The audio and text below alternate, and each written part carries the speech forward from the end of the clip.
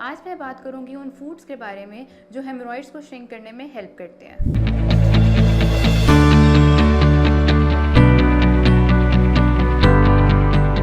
अस्सलाम वालेकुम, मैं हूँ dietitian Zara Jabeen working at Marham. आज मैं बात करूँगी उन फूड्स के बारे में जो हेमरॉइड्स को श्रिंक करने में हेल्प करती हैं। सबसे पहले मैं बात कर लेती हूँ कि हेमरॉइड्स होता क्या है। जो ब्लड वेन्स हमारी स्वेल हो जाती हैं उनको हम हेमरॉइड्स कहते हैं, जिसे हम उर्दू में बवासीर भी कहते हैं। अब दो तरह के हेमरॉइड्स होते हैं, एक होते हैं इंटरनल और एक एक्सटर्नल। सबसे पहले मैं बात करूँगी उन कॉज के बारे में कि हेमरॉइड्स होते क्यों हैं। जो लोग जो हैं क्रॉनिक कॉन्स्टिपेशन के मरीज़ होते हैं, जिनको लगातार कॉन्स्टिपेशन रहती है, उसकी वजह से भी पाइल्स का इशू हो जाता है। दूसरी बात ये, जो लोग ज़्यादा देर तक वॉशरूम में बैठे रहते हैं, उसकी वजह से भी पाइल्स का इशू हो जाता है।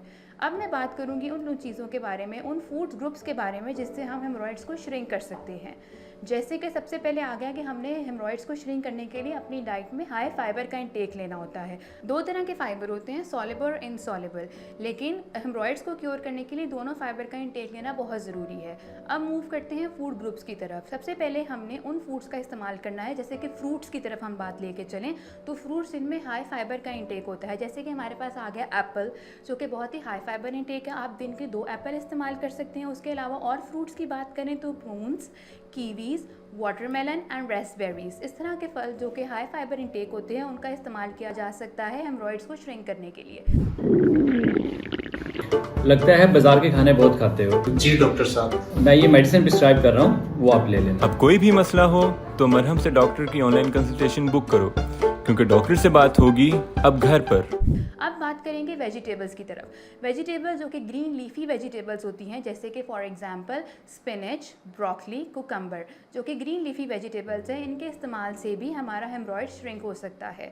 ठीक है, उसके अलावा हम बात करेंगे होल ग्रेन की तरफ। जैसे कि हम लोग मैदे की बनी हुई चीज़ों को अवॉइड करके होल ग्रेन व्हीट की तरफ अगर आएँ तो वो भी हेमरॉइड्स के श्रिंक करने के लिए हमारी हेल्प कर सकता है। उसके अलावा पानी का इस्तेमाल, पानी अगर हम ज़्यादा इंटेक करेंगे तो उतना ही आसानी से हमारा स्टूल पास आउट हो सकेगा और हेमरॉइड इजीली श्रिंक हो जाएगा। उसके अलावा बीन्स, अगर हम अपनी डाइट में बीन्स का ज़्यादा इस्तेमाल करें, जैसे कि चिकपीस हो गए, सोयाबीन्स हो गए, तो वो भी हेमरॉइड्स के श्रिंक करने के लिए हेल्प कर सकता है। लेकिन इस चीज़ में आपने ख्याल रखना है कि आप ज़्यादा अमाउंट में मत बीन्स का इस्तेमाल करें।